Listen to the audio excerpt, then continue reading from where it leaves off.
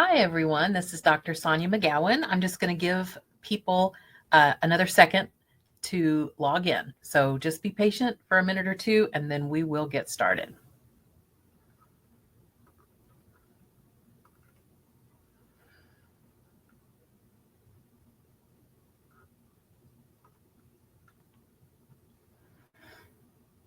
Hi, everybody. Again, this is Dr. Sonia McGowan, and I see people are pretty consistently logging in, so we're just going to give people a couple of seconds and to get in and get settled, and then we will get started. Please note that there is a chat feature, so if you have questions at any time or a comment, just drop it in the chat. I will do my best to be watching that, and I'll for sure have time to answer at the end, and we'll also leave plenty of time for questions and answers. So welcome in. We're going to take just a minute, let everybody get settled, and then we will get started. Welcome, everybody. So welcome to our next webinar in the series from the Why Matters. I'm Dr. Sonia McGowan. I'm a chiropractor, a pediatric chiropractor, and I specialize in working with complex kids. And so today we're going to talk about the 5 supplements that I tend to use the most and recommend most often for kids with complex needs. Now, please keep in mind, you need to have someone guiding you along this journey. I'd rather you not manage any kind of functional nutrition issues on your own. But knowledge is power. So here we go. All right. So I am the owner of Covenant Chiropractic and Wellness in Jefferson City, Missouri. I also own Covenant Pediatrics. So we have a board certified pediatrician on staff who is vaccine friendly and is the bomb, Dr. Hannah Strong. And so if you want more information about the services she provides, feel free to go to covenantpediatrics.net. So I live here in Jefferson City, Missouri with my husband, Shannon, who you see here on the left. He is a CPA and he specializes in agricultural accounting. He's way smarter than me. I don't know what all he does. But next to that, I have our daughter, Libby. She has finished college. She's living in Kansas City. She's an audio engineer and a music instructor for the School of Rock in Overland Park, Kansas. And then this is our son, Rowan. And he is sort of why my practice is the way it is, because when he was a little guy, he struggled mightily with several things, and it felt like there was no help for us. And so I just kind of figured it out on my own and vowed that no other parent would feel as alone as I did during the days that we struggled with Rowan. And so he graduates from high school a week from today and is leaving for college in August. So we are soon to be empty nesters, and I'm really not sure how I feel about that. And then at the top here, this is our English Bulldog, Lola. She actually passed away right after Christmas, but I haven't had the heart to take her out of my slideshow yet. So we miss her terribly. All right, so when I say complex kids, here's what I mean.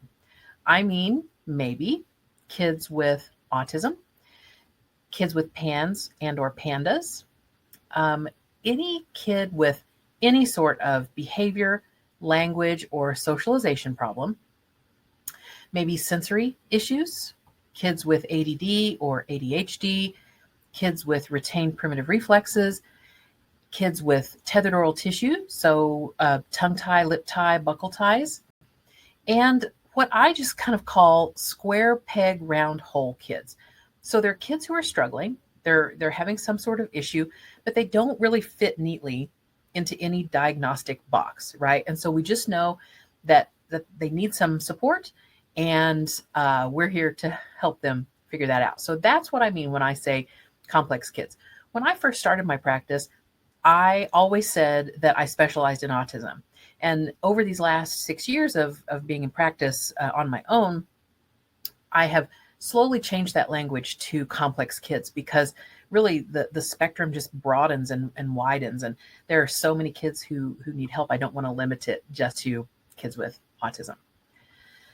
And so the motto at my practice is the why matters. And what I mean by that is there are no purposeless behaviors, right? There's always a reason for the way a child behaves. And what I'm really good at is figuring out the why behind behaviors. And so I'm going to kind of talk you through some things that I look at when I examine a child that helps lead me down the road of what recommendations to give specific to functional nutrition. And so complex kids share many traits, lots of physical traits in common, behavioral traits in common, as well as biochemical traits that they share in common. And so I'm just going to walk you through a few of those. So the skin, oh my gosh, pretty much the majority of kids who come to see me have some sort of skin issue. And what I want you to really walk away understanding is that a skin problem is not a skin problem. The skin is a reflection of the gut. And so whatever's happening on the skin gives us an idea that something is happening inside the gut that is not good. And so it's really common for us to see symptoms like eczema. We really see a lot of eczema on the face. We see eczema on what we call the flexors. So the bends of the elbows, behind the knees, those are really common places to have eczema. And it is a sign of deeper issues, and it should not be ignored. So kids don't just grow out of eczema. They grow into other things. Just like they don't grow out of colic, they grow into other things. And so using topicals may help relieve the symptoms, but it's not getting to the why behind the eczema, why the eczema exists in the first place. And so, most mainstream docs will offer things like steroid creams. I've even had parents tell me that their doctor told them to put their baby in bleach water when they had eczema. So I'm telling you, eczema is not a deficiency of bleach. It's not a deficiency of steroid cream, right? We've got to figure out what is going on that's causing the eczema. It's really common also to see something we call keratosis pilaris, or chicken skin is another way to say that. Most commonly, we see it on the upper arms, kind of the backs of the upper arms. I have worked with kids who they've literally had it head to toe. And so upper arms, thighs are really common, but it can be anywhere. We see a lot of dry skin, a lot of really stinky feet, a lot of odd body odor. Really common to have kids who have pallor. So they're pale. They often have dark circles under their eyes. All of these are signals and signs that things aren't internally going the way that they should. It's also really common to see what we call herpetiform rash. So backs of the knees, bends of the elbows, very common. My son had this, and it is a very strong sign of a gluten intolerance. And for him, that was absolutely true. When we took gluten away, eventually we took dairy away as well, his head to toe eczema improved dramatically. I also look very carefully at kids' hair.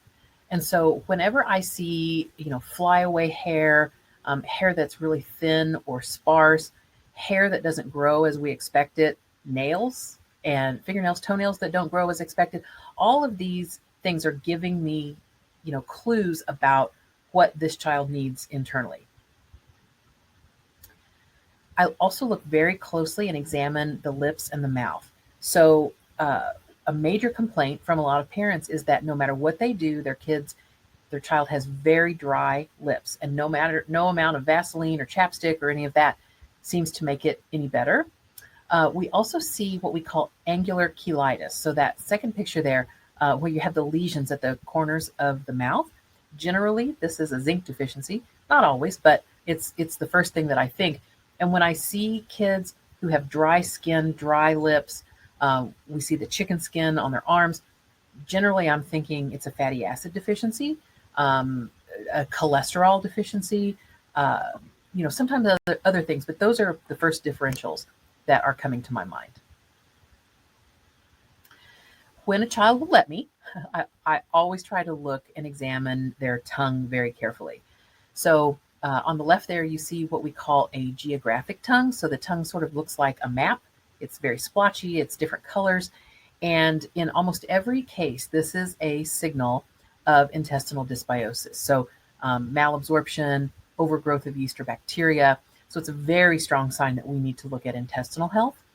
And then that fissured tongue. So you can see there are lots of lesions sort of at the margins of the tongue, and then that deep crack down the middle is definitely a signal that things aren't being absorbed appropriately.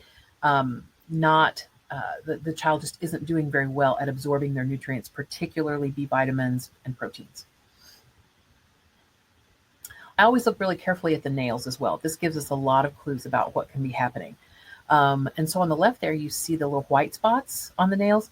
I remember when I was a kid, my cousin Preston used to always tell me if you had those, it was one for every lie you ever told. Yeah, that's not true. It is a reflection of a mineral deficiency, most often zinc. We also see spooned nails and ridged nails. Those are things that can let me get more information about the possibility of a deficiency, of anemia, things like that. And Brittany says, Luke has geographic tongue. Yes, he does. I remember examining him, and he definitely does. So we may want to look a little closer at his intestinal health. All right, so we look also really carefully at head shape. And so on the left, you see the little gal there. You can see how prominent her forehead is. Now, sometimes this is a family trait, right? It's heritable. The whole family has a prominent forehead. But when that's not the case, I immediately think it's a vitamin D deficiency. And I'll tell you, it's really, really common for most complex kids to have a lot of trouble absorbing, digesting, and using fats, fatty acids, cholesterol, vitamin D. It's all tied together. And so most kids tend to have a fairly low vitamin D level. And so this is something I consistently look at for most kids when they can tolerate that test. I also am paying attention to sort of that ratio of their head size to their body. So a large head in relation to the body can just suggest that we may have some issues around metabolism and about the way that they're using their food. And then head shape issues and differences. So you see in this picture, the baby has a flat spot on the right side of the head. And so we're very cognizant about any sort of asymmetry of the head, asymmetry of the facial features, asymmetry in posture, because those are all really suggestive that there is a restriction, potentially a tongue tie, maybe a lip tie. Those are things that will lead to what we call torticollis, where a kid's head is kind of stuck in this position. And having an asymmetry of the head will lead to asymmetry of the facial features. And so these are not things you want to just wait and see. It's not something we're going to grow out of. It's something that kids need definite support with sooner than later. And so bellies, we look a lot at bellies. I ask a lot about, do you think your child has belly pain? If they've got words, are they able to express that? Yes, I often have a bellyache. Really common to see little kiddos with a very bloated abdomen. And a lot of times we see that bloated belly in conjunction with, I call it old man bottom, right? So their little buttocks are wasted away. And it's really common for them to have abnormal bowel sounds. So a lot of times kids' tummies are just really quiet because they're not, their peristalsis, their digestive processes just aren't as robust as they need to be. And so this sort of bloating, gassiness is definitely a reflection of poor digestion. So generally these are kids who aren't digesting their food very well, very efficiently in the mouth, in the stomach, and as it moves along. And so we have the bloating as a symptom of poor digestion. All right. Feel free, if you have any comments or questions, you can drop them in the chat or in the Q&A section, and I'll get to those as I'm able. All right. So it's really common for complex kids to have a lot of issues around food. So it's very common for families to bring their child to us and say, he literally eats 5 things, right? Same thing every single day. So very, very selective. Selective eating can be a reflection of lots of things. So I immediately think oral restrictions, so tongue tie, lip tie potentially. Um, I'm also in my mind thinking pans, pandas. That's a very common thing for kids to self-restrict their food when they have developed pans or pandas. The other thing about selective eaters is when a child has significant deficiencies, it changes the way food tastes to them. And so it becomes this round robin of I have deficiencies, which makes food not taste very well, which makes me a selective eater, and round we go, right? And so what I find is when we discover deficiencies, we intervene, improve those, then suddenly they're less selective. They're more willing to eat more in different things. It's also really common to see kids who will graze. They just want to eat little bits all day instead of sitting down and eating a full meal. This is an absolute strong sign of kids having abdominal pain. So they generally won't have the language to say, I don't want to eat a full meal because it makes my belly hurt, right? So they just eat little bits here and there because that's what they can tolerate in relation to their belly pain. The self-induced limited diet. So, I mean, literally we've worked with kids who, I remember a little girl from years ago, she ate pickles and she ate mustard and that was it. So not all kids are that extreme, but it's really common that we see kids who, they'll eat mac and cheese, chicken nuggets, pizza, right? So not a whole lot outside of that. Vegetables, aren't a thing for them. Sometimes even fruit is hard. And it's, also common for kids to avoid food that takes more energy and coordination to manage in their mouth. So if you think about it, things like mac and cheese and mashed potatoes are super easy to eat, right? They're soft. They don't take a lot of coordination. They don't take a lot of effort to chew, as opposed to something like steak or chicken, right? It takes a lot more ability to have power in the jaws, more needing coordination of the tongue and the cheeks and lips to get all that chewed up and swallowed appropriately. So that's another reason why tongue ties are sort of always on my radar. And then we see kids who have a lot of just cravings. Sometimes kids will crave, really unusual things. Sometimes kids will crave non-edible things.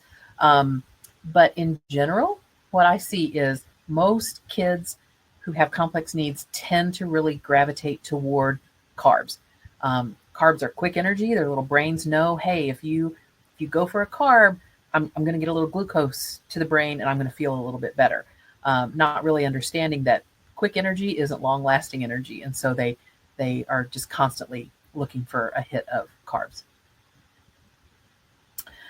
All right, so digestive challenges are a big deal for most of our kids. So again, I mentioned kids who tend to graze most often have digestive challenges, a lot of belly pain. So I love these two pictures. These are two different kids. They do not know each other. They're from far away places. They don't live anywhere near each other, but you can see how their posture is the same. And so this is a really common posture for kids to take when they have belly pain. If they sleep in this position, it is a very strong sign that they're having some airway issues. So generally tongue tie, lip tie that is impacting their airway when they sleep. So really, really common to see this. And then all of these digestive problems, right? So many things. So we'll see what I call posturing. So kids who have belly pain tend to take on postures that put pressure against the abdomen. So the postures that we saw in the previous slide with the kids with their rumps in the air. It's really common for kids to lay over a couch arm or lay on an ottoman or lay on their belly on the floor, because laying on their belly helps their pain feel a little bit better. Gas and bloating, like I mentioned. Reflux is, as a general rule for babies, I think reflux can be over-diagnosed.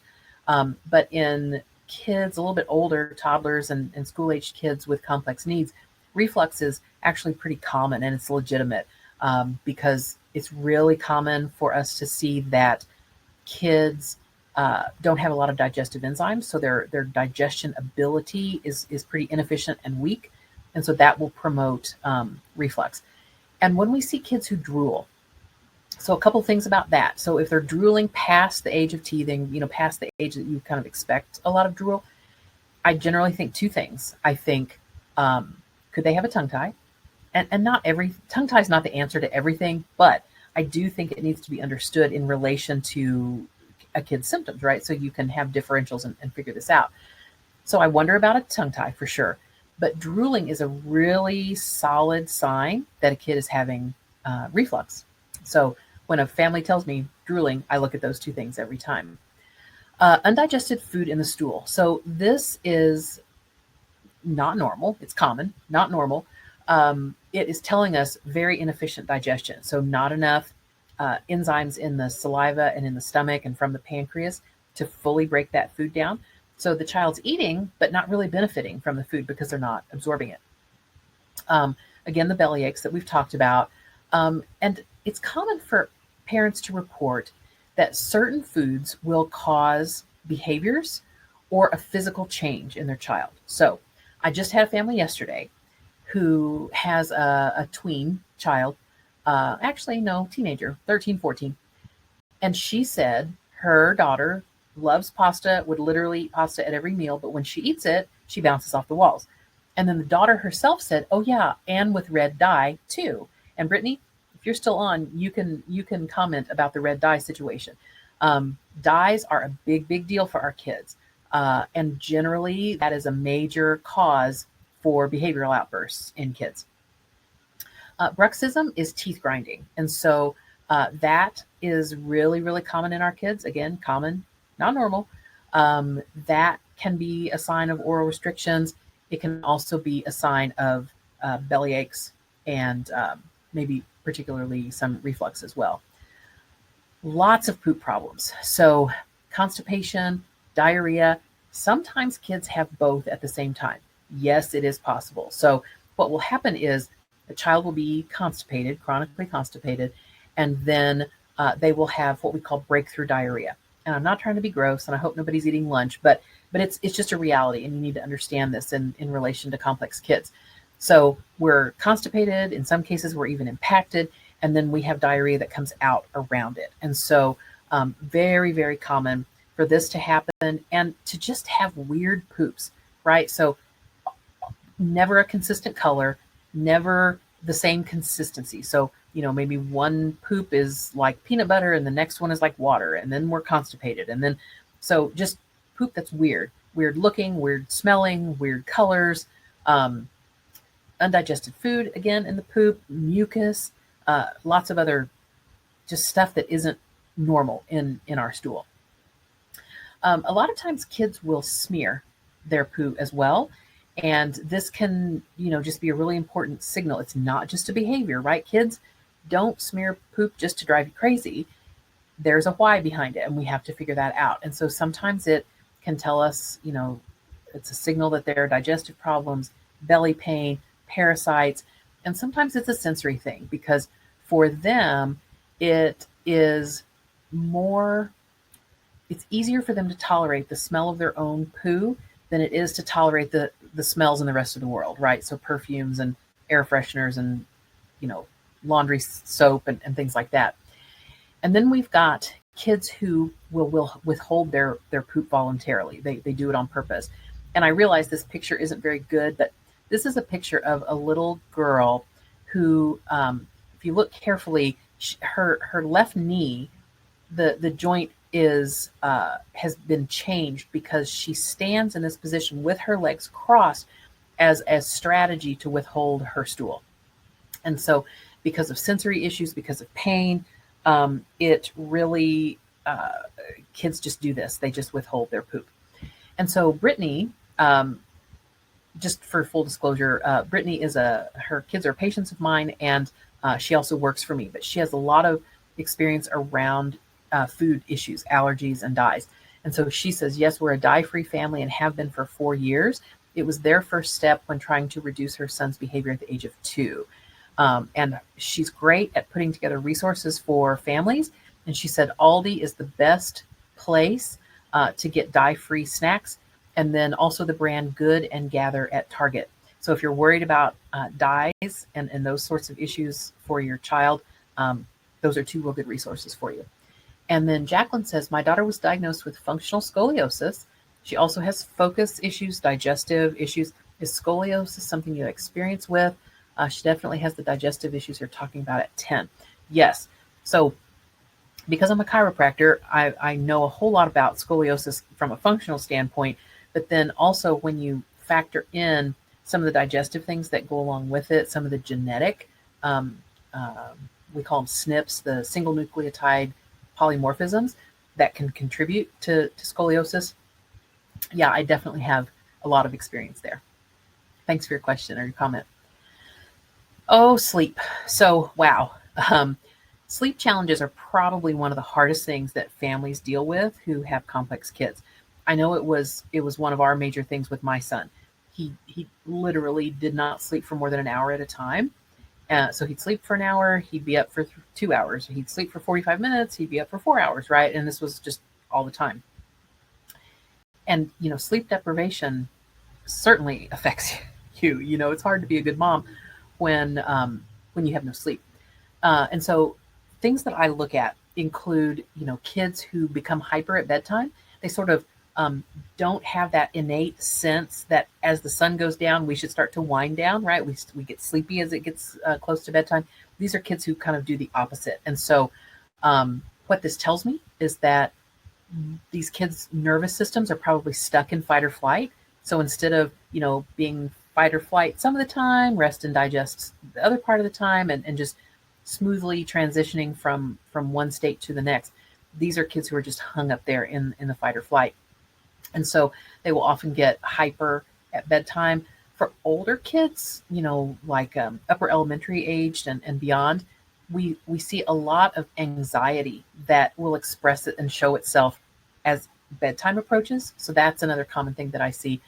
Trouble falling asleep, laughing in the middle of the night. So waking up and laughing at what seems like nothing or chattering to themselves about nothing. That is a strong sign of yeast overgrowth in the intestine. Early waking, restless sleep, sleeping with mouth open, snoring, audible breathing. Those are all really common signs and symptoms of a tongue tie as well, because when your tongue can't move the way it's supposed to, you tend to have airway issues. And so the brain will wake us up to help us survive. And so snoring in kids is not cute. It means that the child needs oxygen, right? They're struggling to breathe. So Jacqueline, yes, I would love to have your family as patients. So I'll give my contact information at the end, and you're more than welcome to call on Monday and schedule. And so, hi, Yolene. Oh, I'm so happy to see you. So she says, oh, wow, I remember the days when Gabby used to smear her poo all over the wall and herself. I remember those days too. So I'm so happy you're here. It's good to see you. All right. And then energy issues. So kids who have low stamina, kids who need a long recovery time after doing things that are physical, so if you go to Six Flags or, Big Surf or whatever, or you have an especially, physical busy day, it may take the child a long time to start feeling normal again. They want to often be carried, or they want to ride in a stroller. They may indicate or communicate leg pain or fatigue. And so this picture is interesting. Let me orient you. So this is a little guy named Hawken. He had come to us about a year and a half ago for what we call intensives. So families who live far away will come and stay with us for 2, 3, 4 days, and we will do all the therapies and adjustments and all the things while they're here. We cluster those therapies together.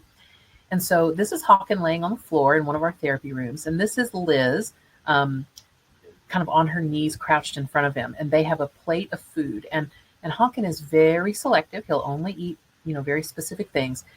And what we know about him, because I've worked with him for a long time and have done lots of lab tests, is that he has mitochondrial dysfunction. And so what I mean by this is his body is not efficiently turning food into energy. And so because of that, he has low stamina, low energy, etc. And so what we discovered about him is when he eats, he almost always lays down because he just doesn't have the strength to coordinate the act of eating and the act of sitting at the same time. And so laying down is what is most efficient for him when he eats. So when we discovered the mitochondrial issues and we addressed those, we saw major improvements in him. Oh, hi, Lee. Is laughing in the middle of the night similar to talking in their sleep? Actually, I would say uh, in general it's different. So talking in your sleep is more. I see it more as sometimes it can be an airway issue. Sometimes that's just them. It's a family thing. Um, the laughing and giggling at night is more of a waking up and like just laughing at something hilarious that no one else can understand or see. Um, and that is really indicative of the yeast overgrowth in the intestine. Okay, so if any of these traits fit, you're probably thinking, oh, that my kid does that and that, and so what do I do? And so, from my perspective, in my practice, I feel like it's best to test, not guess. Um, and so, of course, we can help you with that here. It's really important that you do have an experienced doc to guide you on that. If you don't have a doctor or you don't, feel like you want to invest in that, just you have to be careful. You need to go low and slow. Some kids are exquisitely sensitive, and when we introduce new things uh, into their regimen, sometimes it is hard for them to tolerate, and they can look a little worse before they look better. All right, so until you can run some labs, let's talk about some of the things that, just based on a physical exam and history, that I might recommend. So my very favorite, absolute number one thing that I look at in all kids is a mitochondrial support. And to be real honest, and I don't want to give away all my trade secrets, but I really think this is one of the reasons that I get such phenomenal results with kids is because this is the first thing I look at. So inside the cell, you've got a process called the Krebs cycle or the citric acid cycle. In biochemistry class, it's a nightmare to try to learn, but it's really important. And I wish I could go back to biochem and organic chem and learn that again because it is absolutely critical for most of our kids. So when they have trouble making energy inside the cell via the Krebs cycle, then it's such a basic process that you can't expect higher level things to be efficient when you're not making efficient energy inside the cell. And so some of the symptoms that we see are low muscle tone. So kids are real squishy, right? They don't have really good muscle tone. A lot of fatigue, low stamina, hair and nails that don't grow like we expect, frequent illness, and delays, speech delays, motor, fine and gross motor delays. Sometimes, though, I'll tell you, we'll do tests on a kid and it will show very significant mitochondrial dysfunction, but they don't have low tone and they don't have fatigue, right? They're the Energizer Bunny and they go like wild all day long. And that is part of why you need a doc to help you, to guide you along on this, because these are kids who, what I say is they don't follow the rules, right? They don't follow the textbook expectations of chemistry. And so you really shouldn't have a high tone, a high energy kid showing as having severe mitochondrial dysfunction, but it happens all the time.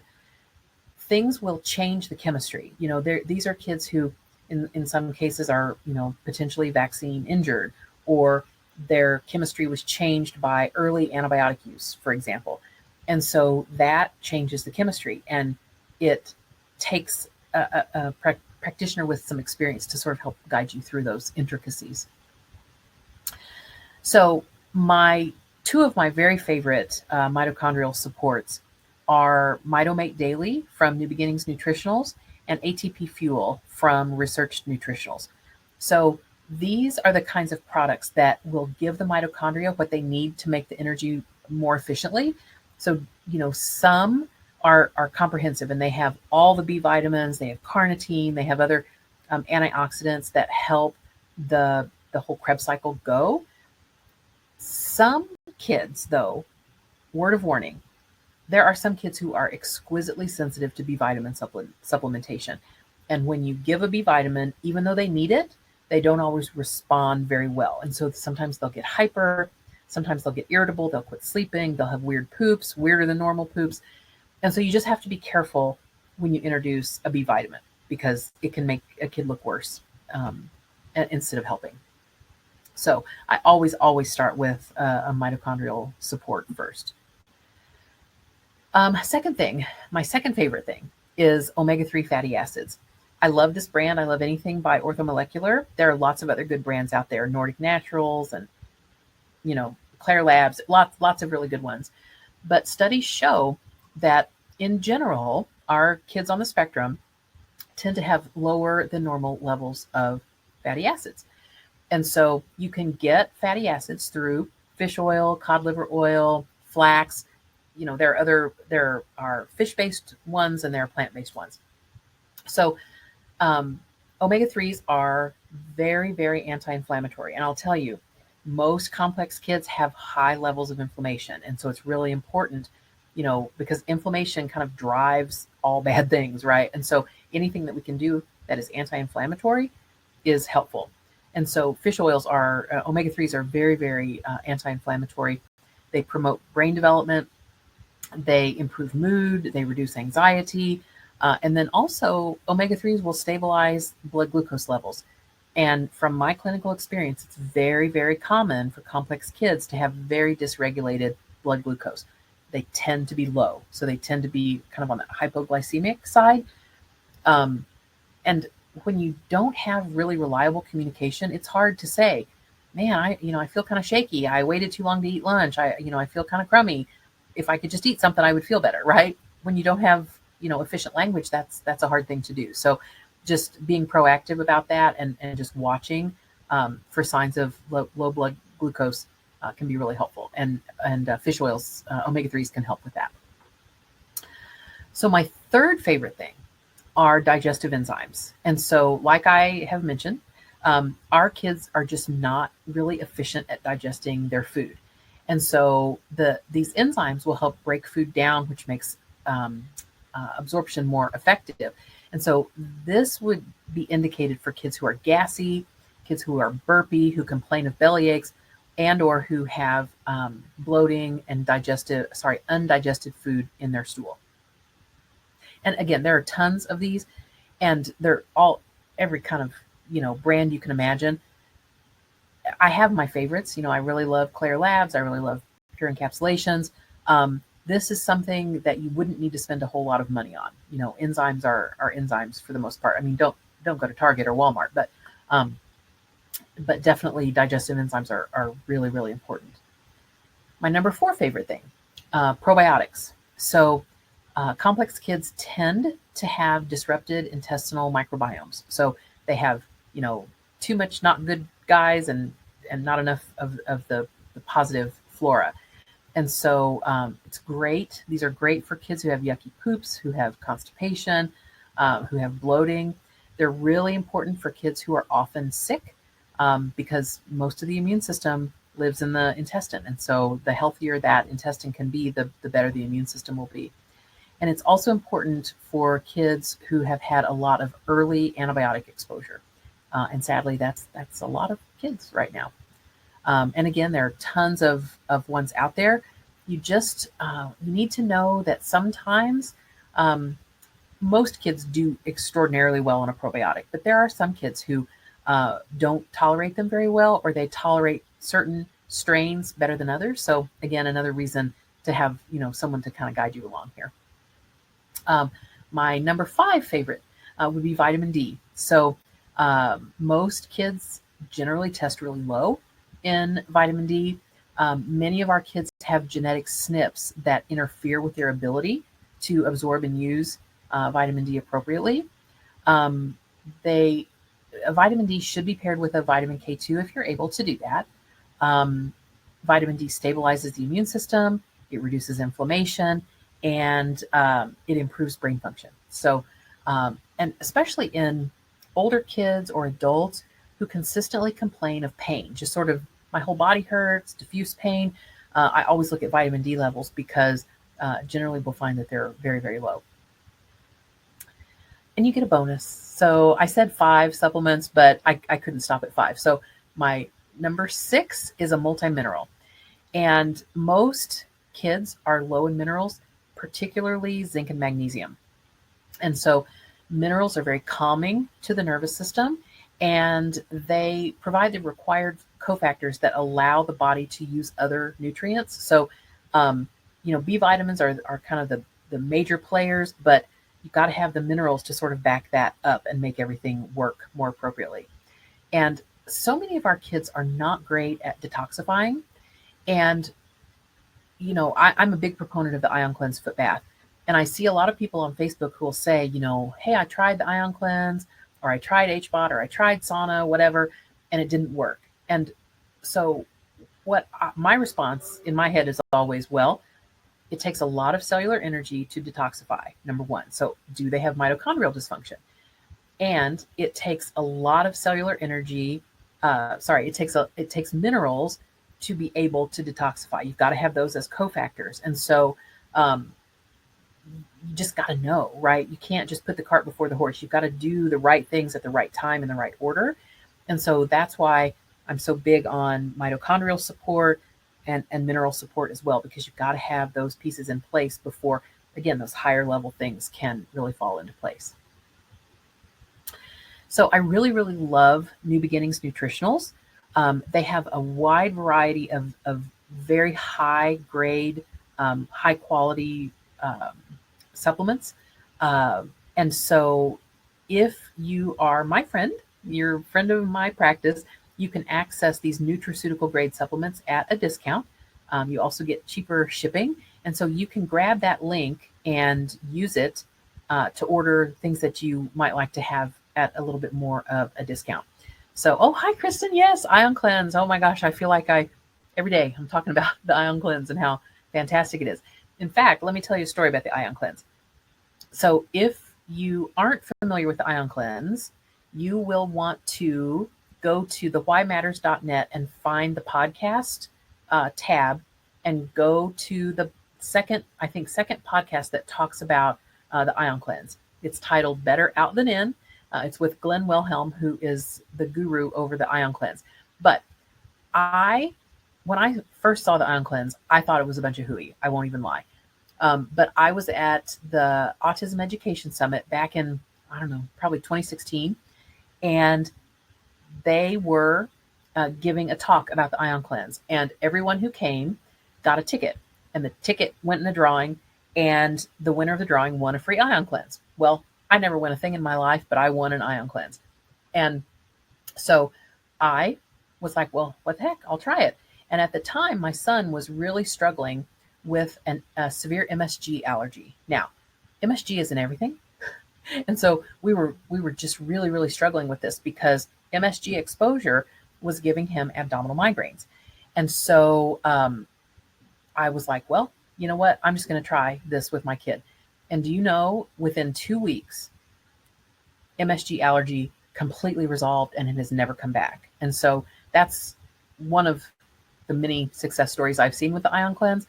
It absolutely changed my kid's life. And I will forever sing the praises of A Major Difference and Ion Cleanse. So if you want more information about that, shoot me a comment and I'll maybe do a webinar about it. So again, if you want more information, I kind of have a new venture on the side called The Why Matters, thewhymatters.net. And that is where you'll find information about this webinar and upcoming webinars. Hold on. Sorry. Also, podcast episodes. So I think I've released 3 podcast episodes so far. Hold on.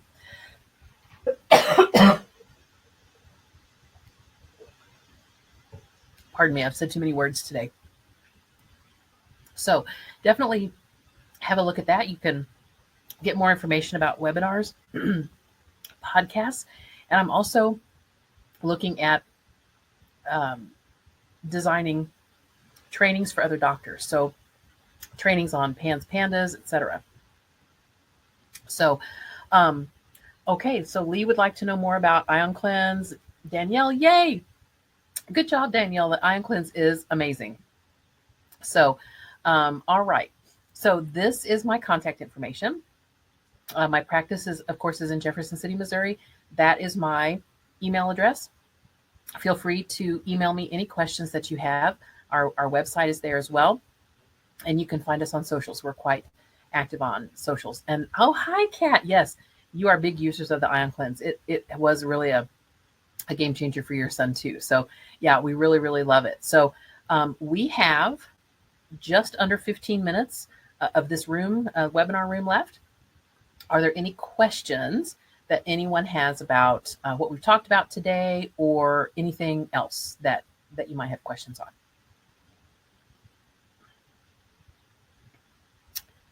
Any questions? I'm just so happy to see so many of my favorite people on the webinar today. It's wonderful. And don't forget, we have replays of this. So for people who couldn't join us today, or if you want to watch it again, everyone gets a link to the replay. So great. Any other questions? All right. So don't forget, our next webinar is next month, June 2nd. It's Friday, 2 p.m. And it is on oral restrictions. So I'll be talking about tongue tie, lip ties, how to recognize them, kind of what some outward signs of them are, what the implications of them are as well. So it's a big part of what we do at the practice. And so it's a big reason why so many kids get stuck in fight or flight, because they have a tongue that doesn't move the way it should. So great. So last call for questions before I let everybody go. Anything else? I just love that you took your Friday afternoon to spend with me. We're doing webinars every month. And so just watch your socials, watch the website. We will always put the information out about how to register, and share with people you know. If you think they would benefit from the information, please share. So again, thanks for joining us. We'll see you on June 2nd to talk about tongue ties. All right. You guys have a great day. Thanks for joining.